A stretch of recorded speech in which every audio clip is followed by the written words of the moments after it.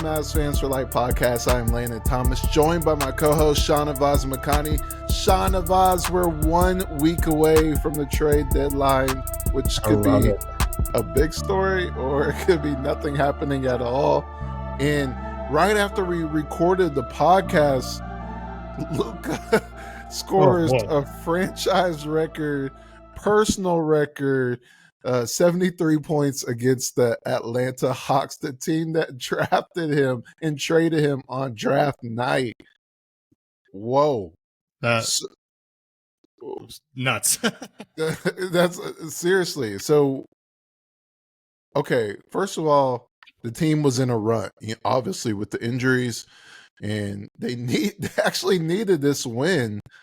They only won by 5 points. Yeah. I think that's the biggest thing that no one's talking about, obviously for a good reason, but they only won by 5 points, and Luka scored 73. What was your initial reaction to the historic game by Luka, and also just where will this rank in your mind of games that you've seen? Yeah, well, I got in trouble because my wife and I went out to dinner. I was like, I'm just going to track the score. No. And then I hope it was a good dinner. It was good. I started getting, my phone starts blowing up. I get like friends texting me being like, are you watching this? You see what's going on? And I looked, and I didn't look at the Mavs score. I was checking it because it was the same night. I think Devin Booker went off for like 60 something, right? With like 62. Uh-huh. So I thought my friends were talking about Booker and just giving me a hard time. And then I checked the Mavs box score, and it was like Luka had like 58 or something. And I was like, all right. So I turned the game on at dinner and got in trouble. You spent the doghouse. You spent the night in the doghouse for a good reason. Can't miss that game. It was phenomenal. I mean, I think the other piece of it, it sucks that the Mavs only won by 5, but generally speaking, I mean, if somebody's got to score that much, you're not going to blow opponents out because they'll generally get taken out and rest, for whatever time. So normally in these high scoring games, I think it generally is a close game, and you kind of need your star player to step up and do that. They're not just, number hunting, at that point.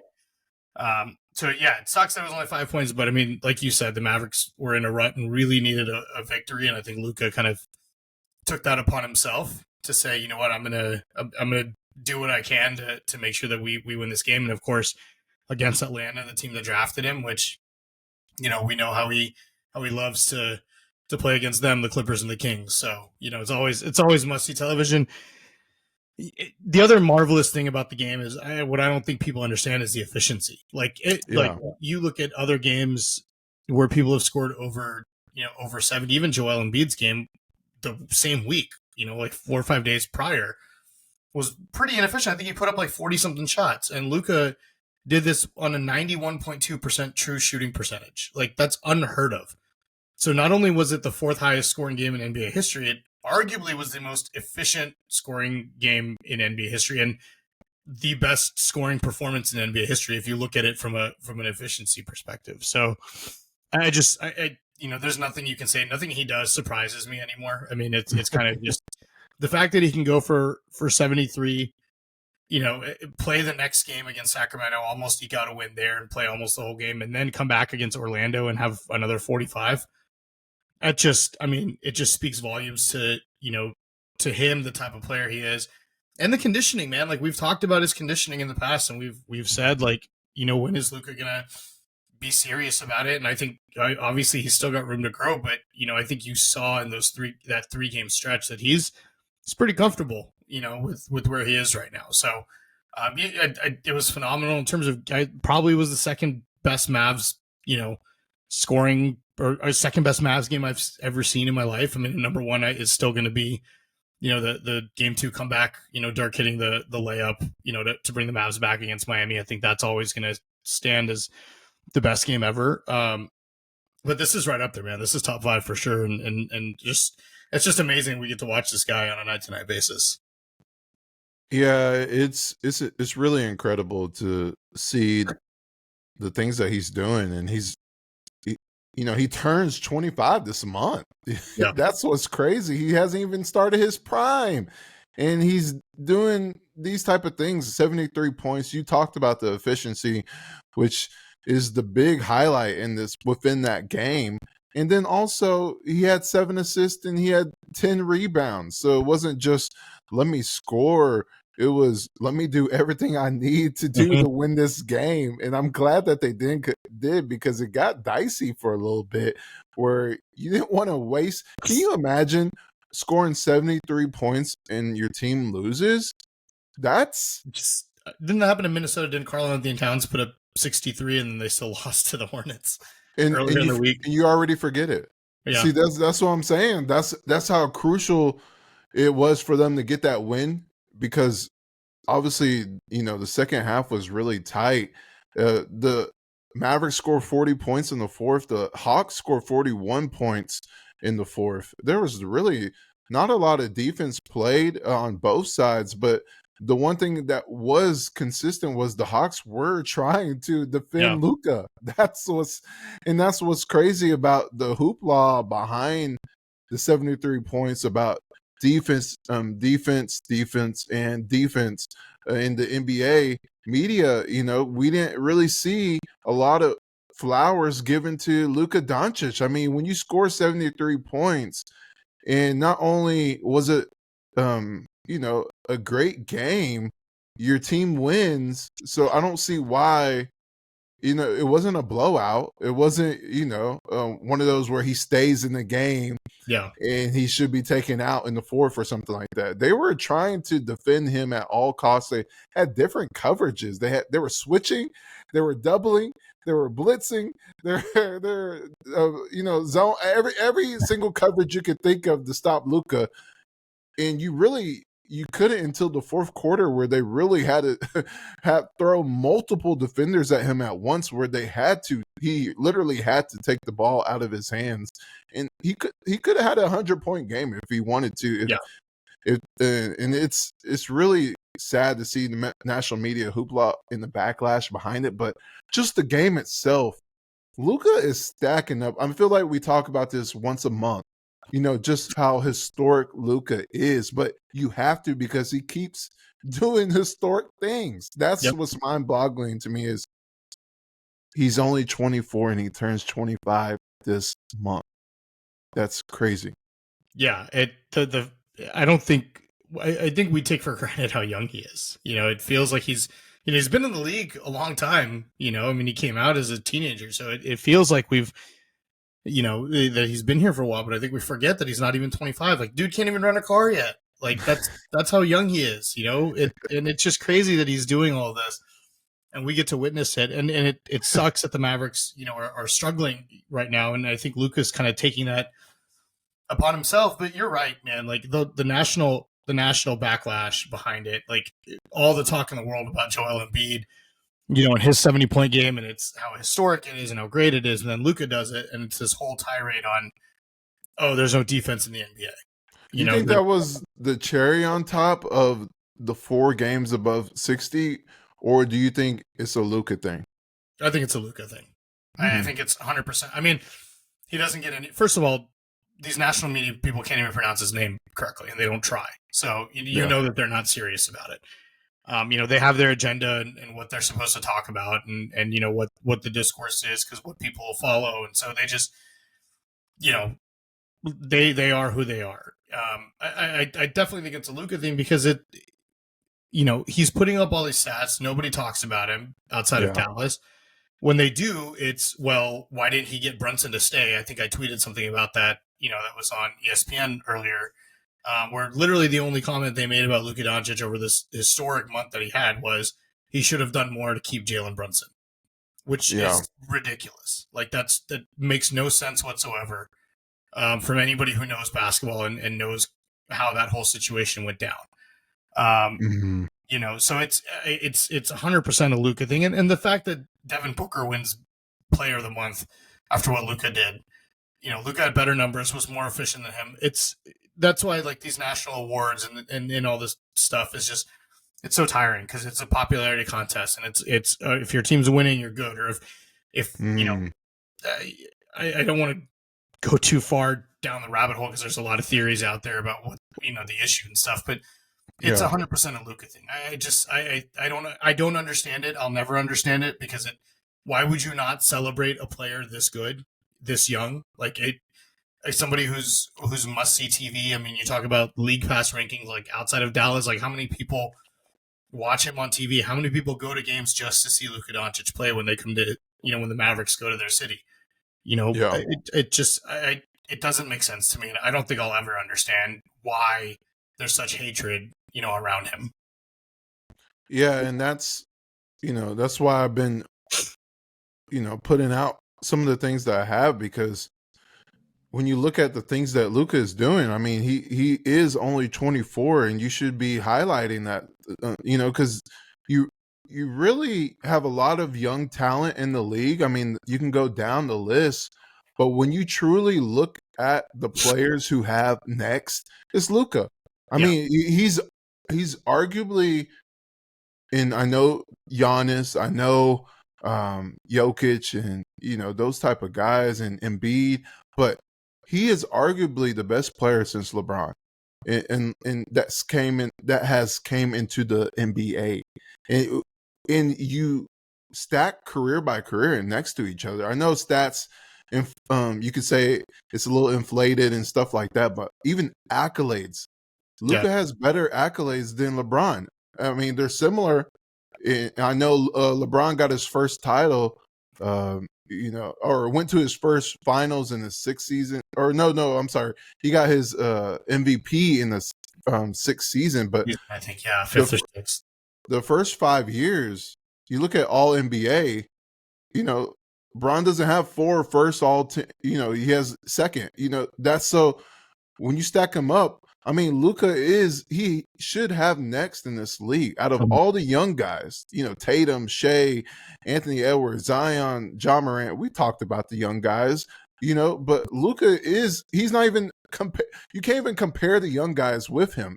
They have is who is outside of Luka, because Luka's getting compared to Giannis, Jokic, Embiid, LeBron, KD, Curry every single day. And Shea just entered that realm, but Luka's been there.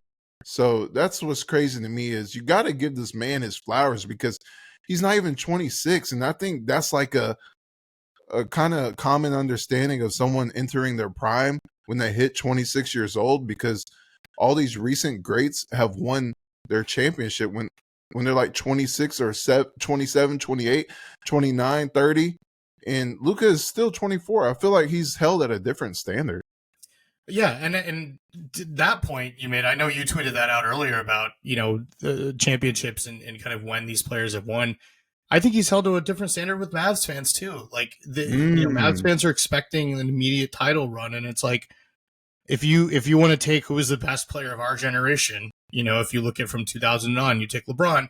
LeBron didn't win till his 8th year in the league, didn't win a title, and had to go to Miami to do that. Let's not forget that it wasn't with, I'm not saying Luka's going to leave. I'm just saying, Jordan didn't win a title in his first 6 years, right? Yeah. It's so this notion that a player has to come in and immediately win, right then and there is ridiculous, But that's the difference. They still highlighted those players before they won. They're not doing. Oh yeah, they're looking for that validity with Luka. Yeah. Oh, and oh yeah, you're talking Mavs fans. I'm talking just Mavs fans in general. Yeah. From a national perspective, I don't know.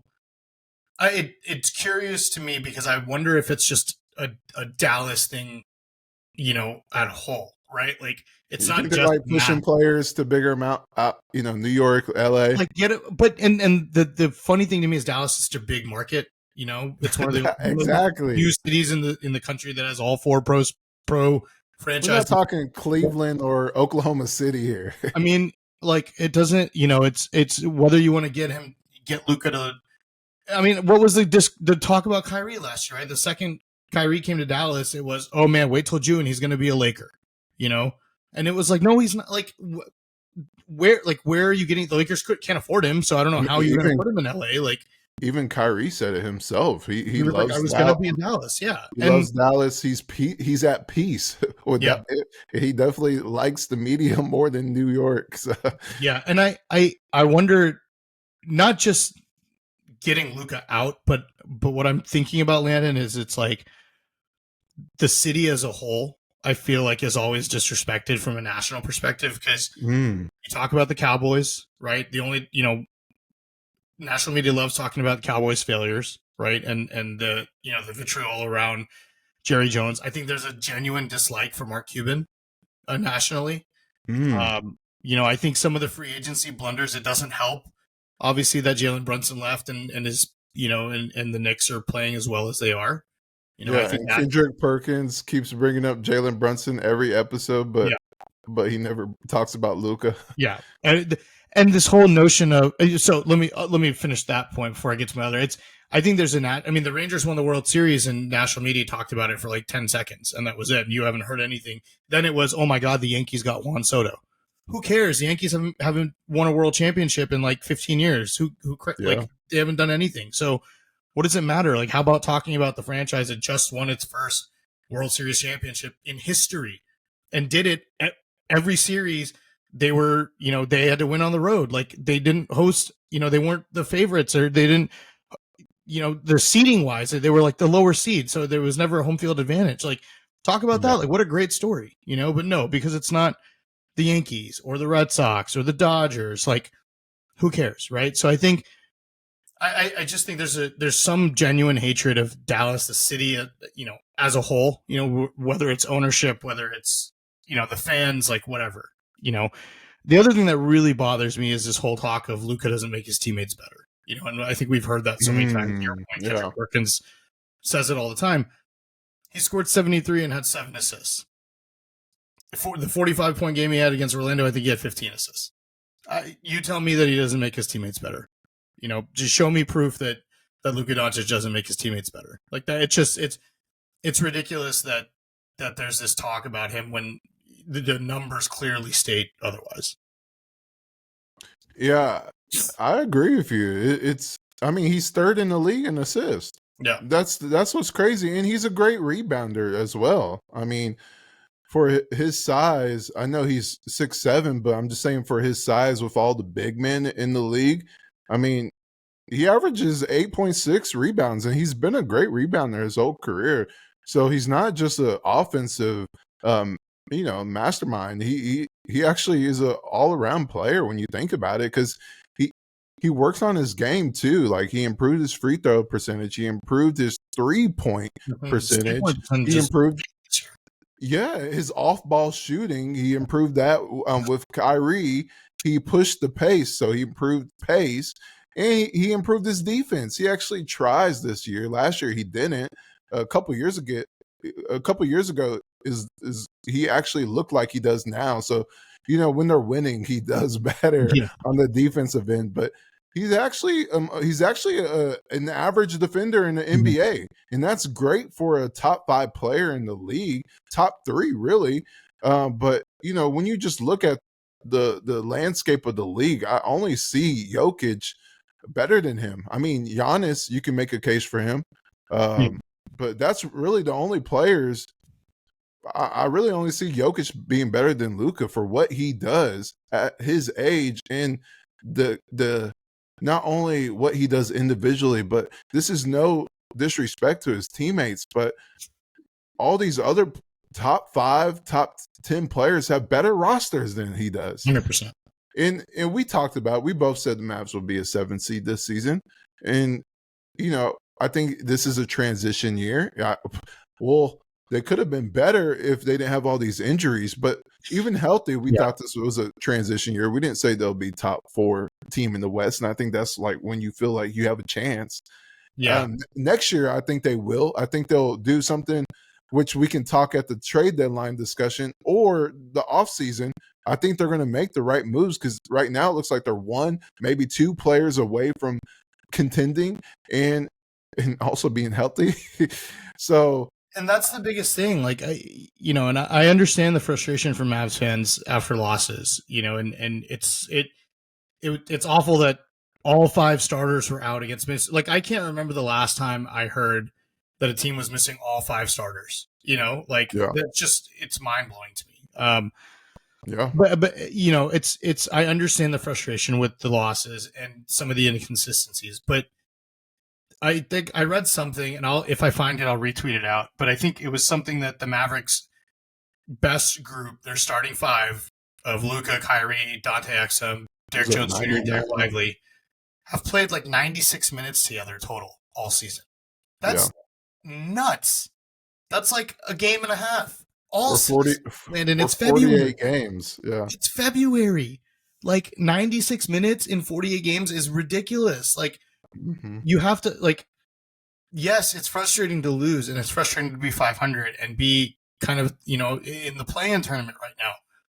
But no NBA team can overcome that many injuries. Like I don't I want people to understand that, and this isn't this isn't a parade for Jason Kidd, and we've talked about some of the struggles that he's had, and some of the problems we saw Luka and Kyrie get on him for not calling that timeout, in Orlando when Hardaway got doubled at the baseline.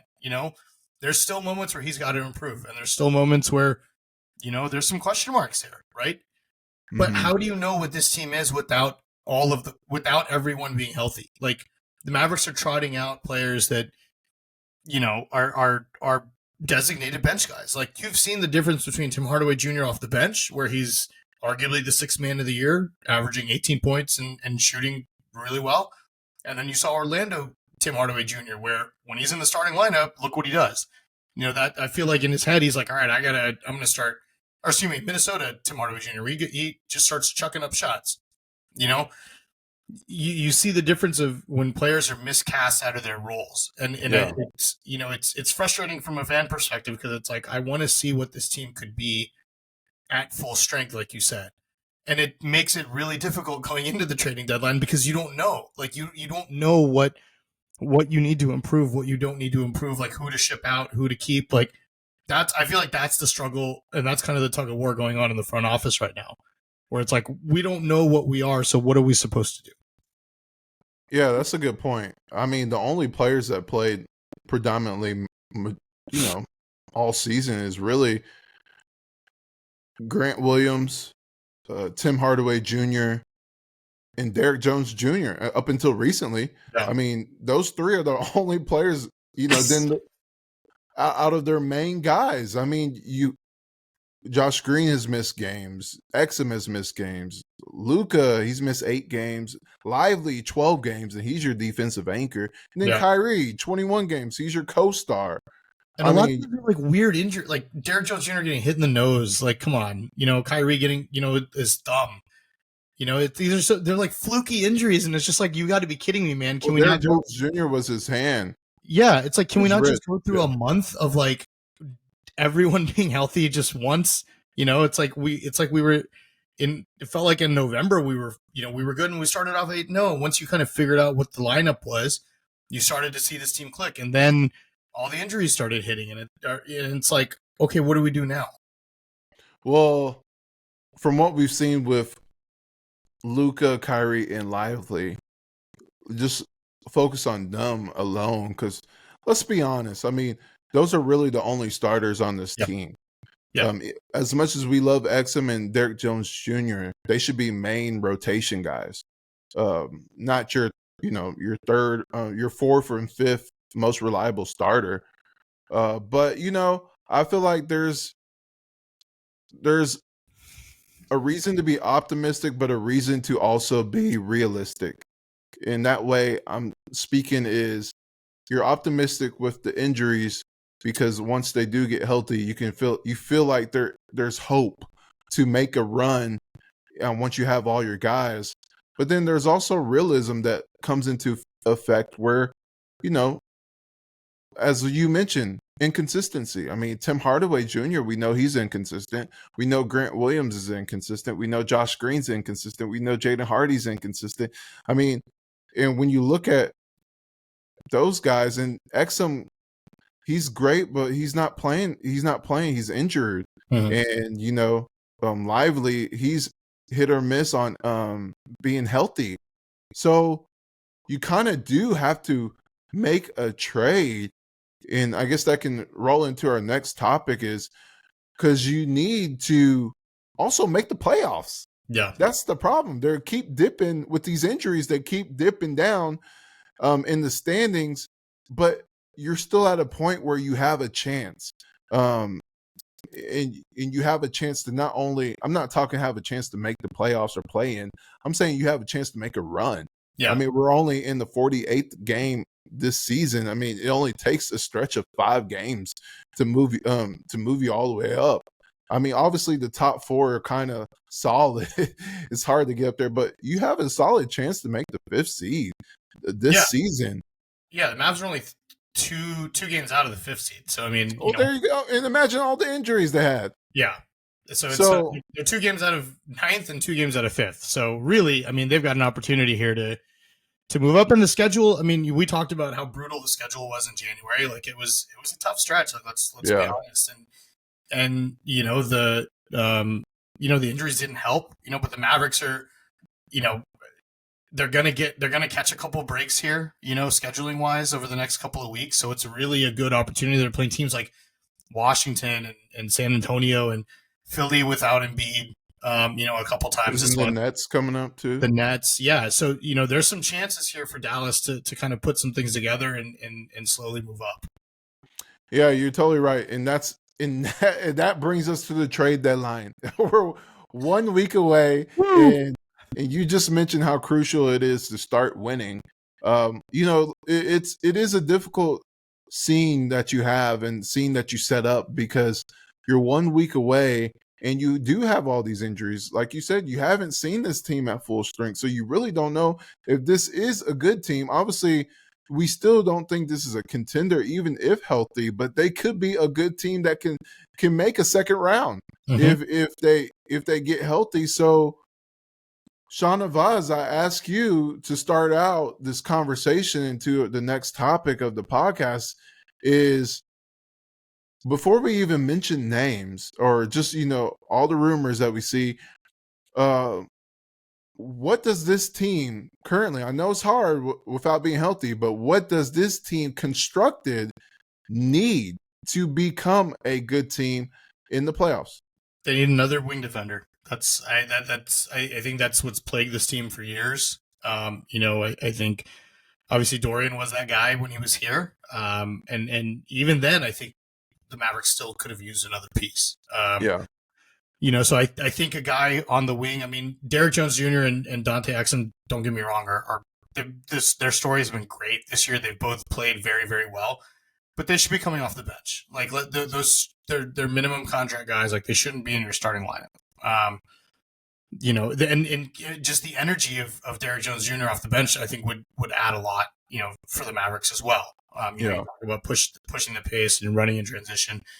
And Exum gives you another ball handler off the bench, which the Mavericks, we've seen the troubles of Seth Curry and Jaden Hardy trying to be the primary ball handler, and it hasn't worked out. So I think when if you move a guy like Exum to the bench, that gives you someone who can come off with that second unit and kind of play, next to a Luka or a Kyrie, and you have that secondary creator on the floor. Mm-hmm. But a 3-and-D wing guy, I mean, would be ideal. I think it's got to be something like that. And if you can kind of package 2 and 2 together, maybe you look at another backup big, or even a ball handler, right? If the plan is to keep Dante Exum in the starting lineup when he's healthy, maybe you look at options for another ball handler as well. But to your point, Landon, I think we agree this team's not a contender. I don't think they can make a move that makes them a contender, right? And I don't think they should. I don't think this is an all-in type of trade that, first of all, I don't think there's going to be a lot of all-in trades at the deadline anyway, because I think there's so much kind of, we've shifted now in the NBA from, players leaving via free agency to players kind of re-signing and then demanding trades. I think that's kind of where we are. So, and that normally happens over the summer. So I think you're going to see a lot of small moves, and I think that's what Dallas should do. Make a couple small moves here and there, and then over the summer when you've got those first-round picks, that's when you go take a big swing and get another star to pair with Luka and Kyrie. Yeah, that's a good point. I do think they need a wing. Honestly, I mean, I just said it. They only have 3 starters on this team and I say that 3 starters for a playoff team. Just want to clarify that. But at the same time, So you just said wing, and I'm going to go with the other starter that they need is a power forward. Yeah. I think they do need a power forward. I think they need more size. I mean, you see Luka half the time guarding fours, and then he has three wings next to him, and then Lively or Kleba or Powell or Rashawn Holmes, one big. They need two bigs, and they need obviously you see Maxey play a stretch of power forward minutes, and then you see Grant Williams play stretch of power forward or the five, but they need a guy who's a solidified starter at the four. And that can go into our next topic or next question with who we think would be great for the Mavs. But I think they do need a guy who can score. They need a guy who can defend, and they need a guy who can play make. And I think, and I'm not saying all of those traits at an elite level, just a little bit of everything. A ruggedness who can rebound, just bring some size to the team, and who can make some high level shots when they're open, just like Derrick Jones and Exum have done. Yep. And a little bit of youth that would be nice too. So that can fit the timeline of Luka, that can grow with Luka, because you really want Kyrie to be the only veteran in your main guys. And I'm not talking about late 20s. I'm talking about in their 30s. Right. That's you want the other guys to be either late 20s or match Luka around 25. Yeah. And I think that's what the Mavs need. They need obviously a wing and a power forward, so you can complete your five, so you can have a nucleus every single season to say, here's our five guys. Our bench players might come in and come out of the league, different guys, but here's our five starters. And that's what you see really with playoff teams, that have a nucleus of at least four guys remaining the same every year. Yeah, no, I agree. That's roster construction hasn't been great, and I think when you look at what the front office and Nico Harrison are trying to do, to your point, it's a transition year, right? You're kind of resetting essentially after that conference finals run. And so this is a year where you can kind of swap in some of these older parts, and bring in some more youth, and to your point, players that kind of fit the timeline a little bit better. Exactly. So speaking of players who could do that, okay, what we will do here is we'll start with realistic, and then we'll do the last word, someone that's not realistic. Okay. So Shahnavaz, if you're Nico Harrison, you're going to be in the seat of Nico. You are Nico. And you had to make a realistic move. You can include some of the rumors, or you can include someone that has not been in the rumors, but you yourself think would fit that bill of what you think the Mavs need. Who would that be? So I've got three on my mind. Three kind of possible. I've thought about this. Okay. Three kind of possible, I think, areas or trades that potentially would work. And I don't know the numbers behind it, but I would just presume. No. So whoever. Number one is I would call Toronto, and I would see what it takes to get Bruce Brown. I know the Mavericks interested in Bruce Brown last year. He went to Indiana, and then obviously got traded, part of the Pascal Siakam deal. But I would see what that looks like. I would assume it's going to take a first round pick to get him. But I would see if you can, maybe give, Toronto, some young players. Can you give them a Jaden Hardy and some salary filler like a Maxey or Rashawn Holmes or something like that? I'd call Masai Ujiri and kind of figure it out, and he probably will hang up the phone, but who knows? He loves to win every trade. Yeah. The other, and this probably won't work now because he's been playing really well. Hey, we said realistic now. Well, it still could happen, because let's see where the standings are next week. But I would call Golden State and see if you can do a swap for Andrew Wiggins and Jonathan Kuminga. Yeah.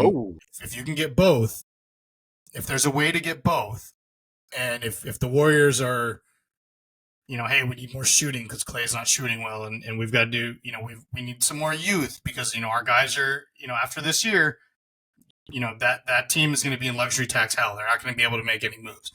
So can you offer him a Tim Hardaway Jr., a Josh Green, a Jaden Hardy, for a Wiggins and Kuminga, kind of fill in the blanks with salary fillers? That would be, another call I would make. And then the one I think is probably the most realistic is I would call Washington again.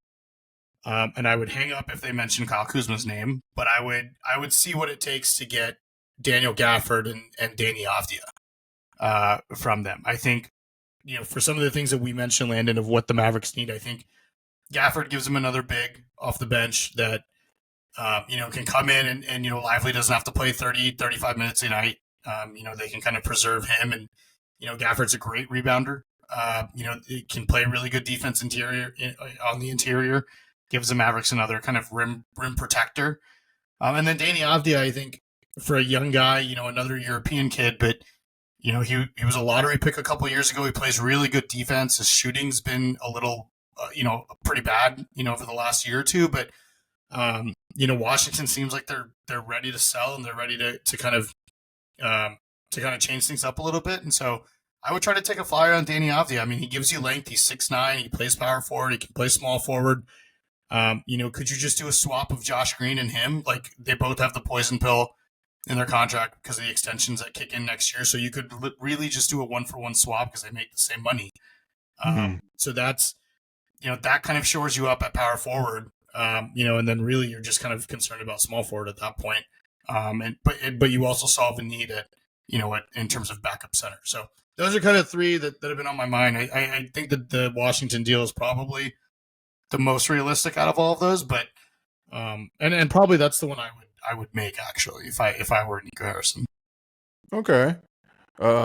He's dealt with Washington before. Yeah, exactly. I mean, Washington definitely needs to just sell the whole team. I mean, they outside of their rookie, I do like their rookie.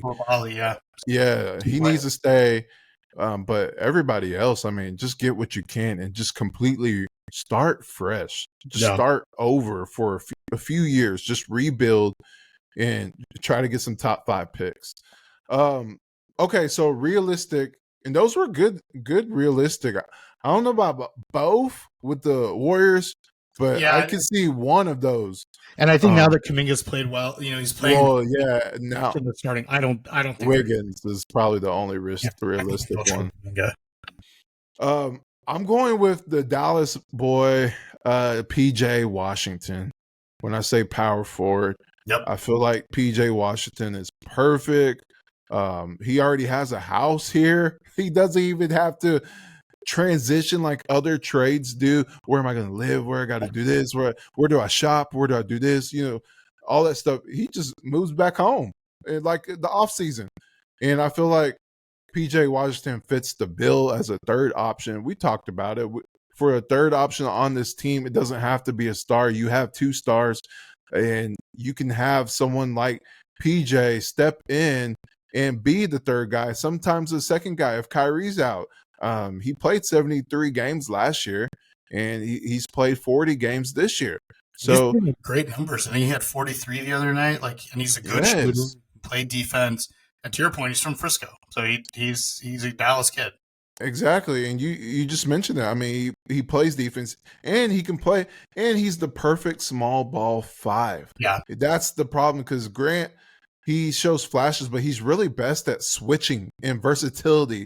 He has size to play the Embiids or the Jokic for a few plays here and there, but you can't play him as a backup 5. PJ Washington, he can play backup small ball 5. He can rebound a little bit. He can score. He can shoot the 3.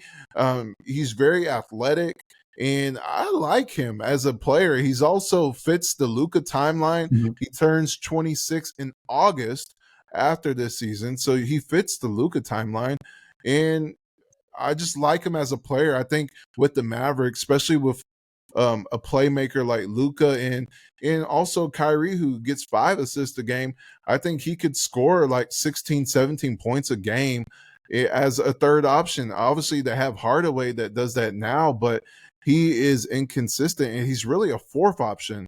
So if there's any way that you can, if there's any way that you can keep Hardaway, that would be great to have him as a fourth option and just, give what you have around the team. Just imagine those four as your top scorers. I think that would be fine, especially with defenders around all four of them. But I think him, and then worst case scenario, I'll choose the person you say hang up on. Oh man. Worst case scenario. And I honestly think he would be better. I'm not saying great. I know at times he's a shot chucker. He's a very big personality. It's the personality thing that gets me, man. Like, does he want to be the guy, or is he ready to kind of be like, all right, I know my role. Like, I'm gonna sit back. But hear me out. I mean, who's the coach that was coaching in LA? Who's the head coach? Jason Kidd was there when he wasn't a big personality, when he was all in to win the championship. Jason Kidd was the assistant coach. Who was a player on that team? Jared Dudley was a player on that team. Who's another player on that team? Markieff Morris was a player on that team who's a big leader with this Dallas roster. I mean, that's what I'm saying. Hear me out now, because I think he could go back to that. I mean, he's going to have that personality regardless, but I think it depends on who's around him. When you have older players and coaches that have been with him before, I think he would be focused on winning, because right now he's the leader with the Wizards. So he doesn't have any of that. And you saw what he did with the Lakers compared to what he is now as the number one guy and be our leader. The Mavs already have leaders in the coaching staff and as players. Yeah. So I think he would be fine. And he even tweeted it. He said Mavs are one player away. He could be that player in the third option. Obviously, he wouldn't have the stats he has with the Wizards, but I can see him scoring 17 and a half, 18 points a game with this team. And also, he's 6'9". They need some size. He can rebound 6.5. He can play make 4.3. And he's streaky. So I think that's the backup plan.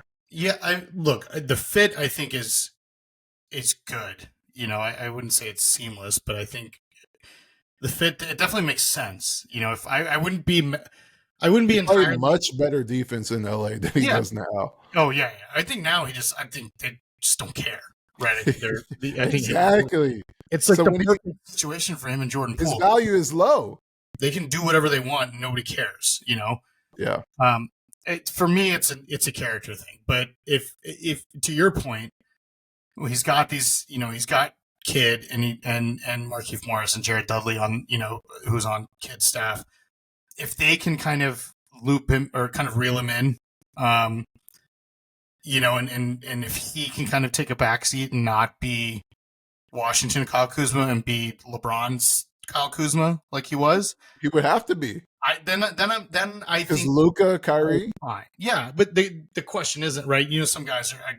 I want my shots, and I want that's the problem, and he seems like that. He seems like a guy who just wants his. But here's the thing: I wouldn't be mad. I wonder if you could do a package deal with Washington and maybe get a Gafford as well, or it'll be tough. Danny off, yeah. And even the I love the PJ Washington pick, by the way. I think that's PJ Washington's easy. I mean, that's an easy fit. And even with Charlotte, I mean, would you consider if you could dump some salary, maybe get an expiring Gordon Hayward that opens up a little bit more room in the there's your wing. I mean, look, he doesn't have to start; he can come off the bench, right? But can you dump, some of these bloated contracts you've got, like a Rashawn Holmes and a Maxi Kleber and things like that? Things they're taking up cap space over the next couple of years. That frees up a little bit more over the summer. Like, I'm just trying to think, from a roster construction perspective, like, have as much flexibility as you can this summer to make a move and sign some, sign players. So I wonder if Charlotte's been wanting to dump Gordon Hayward. So can the Mavericks kind of sweeten the pot a little bit and get both of them.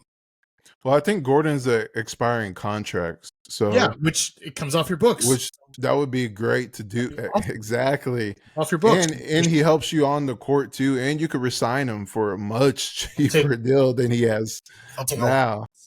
But I think, just going back to Kuzma for my last point, I think he has everything that he wants now. You know, he has the bag. I mean, he's not playing for a bag. He's getting paid what, 30 mil? I mean, yeah, but does he want the stats? Does he want the name recognition of, oh, I'm averaging 25, 26 a game? Like that's the question I have. But he turns 29 in the summer. I mean, he's not a young pup anymore. He's in his prime. I think he would want to win. I mean, if he wants to be, you know, a player that plays on a horrible team and gets 25 points for the next 5 years or next 4 years, whatever his contract is, that's fine. I mean, he could stay there. But, you know, I think just based off of what he's done the past couple, I mean, he's already been the number one option the past 3 years. Yeah. I mean, it's time now to get back to winning. I mean, that takes a toll on you to go every single game. You have to go to the arena knowing you're going to lose. I mean, yeah, you would think. He was making fun of losing. He was making fun of the Pistons for losing. Yeah. I mean, they're not much better. Well, so I would be okay with it. You know, it's not. I don't hate the move. I would just. I would have to see it work. I think that's what people said about Dinwiddie. That's what people said about Kyrie. Yeah, that's true. That's what people said about a lot of people before they come to Dallas, and all of a sudden, you know, everything's good in Dallas. And I think he would fit that list of players that come in Dallas. And I'm not saying change his personality. I'm just saying, you know, get back to focusing on wins rather than getting back to focusing on trying to be Hollywood in Washington. Yeah, no, I agree with that. I would be on board with it. You know, for me, it's a character thing. But to your point, I think there's a good support system here, especially people that he were on the Lakers with him, so that probably helps. You know, and maybe things are different now. Maybe he is, you know, in his mind, you know, maybe saying, all right, I'm done with this. You know, let me go to a place where I can win, and you know, I can just, you know, I can kind of be that third guy and help out and play my part. I mean, they've won 9 games this season. That has to be horrible. That's awful. Just mentally. Yeah, just imagine just going from 9 wins to a winning record in Dallas. And the thing is, he's healthy. I mean, he played 47 games this season. They need health. So some of the games he will be the second option. That's true. Yeah. He will get his shots in. He might like that. That's the selling point. I think you just tell him, like, look, we're so injured, you're going to get your chance to be the number one guy. Oh. And if Luka and Kyrie's out or rest, you can go get up 40 points. All right, last words, Shahnavaz. And I guess the most fun of this podcast is it's like playing 2K with you know, with all the buttons off for trades. Force trades on, no financial rules, just player for player swap. Player, you know, okay, who would you choose? And this is non-realistic. Who's the perfect player to place in the Mavs roster currently constructed right now? I've said this for 3 years, and I will not change it yet until I'm proven wrong, but it's Mikal Bridges.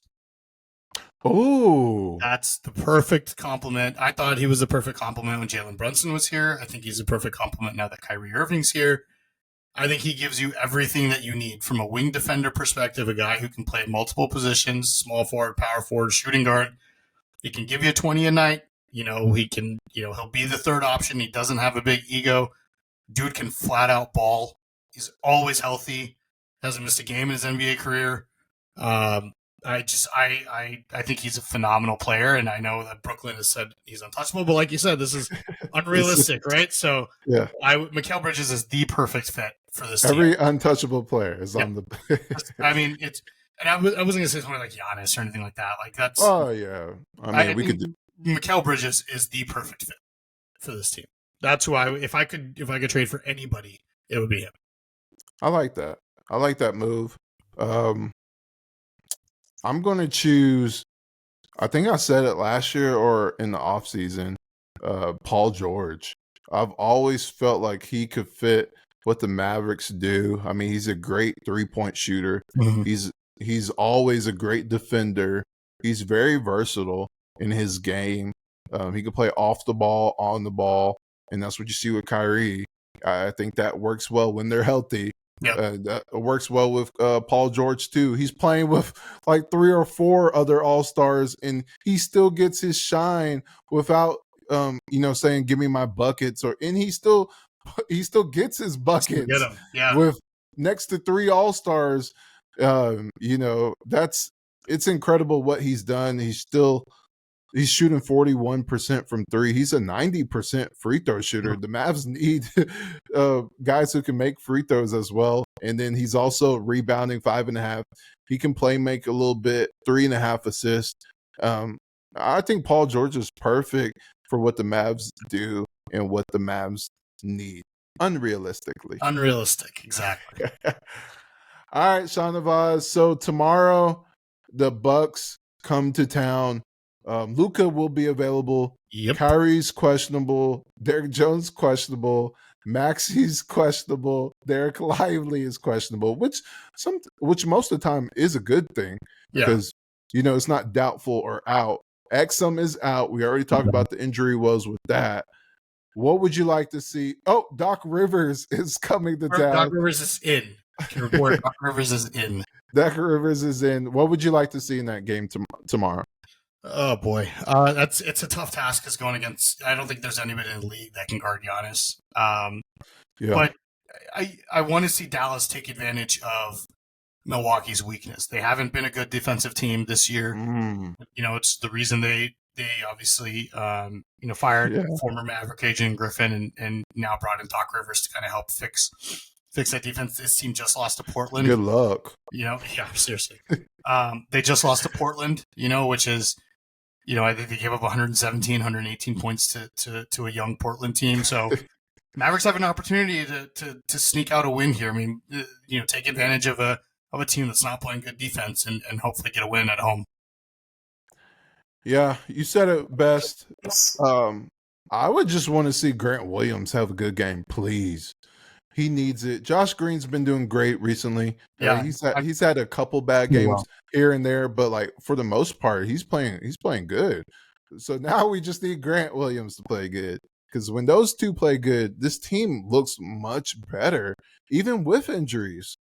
So that's what I would like to see, and we'll need hopefully Maxi Lively and play, and Derek Jones play, because like you said, Giannis, we need multiple bodies. We got to throw everybody at him. We need multiple, but throw everyone at him. All right, everyone. Make sure you like and subscribe, and appreciate y'all for tuning in.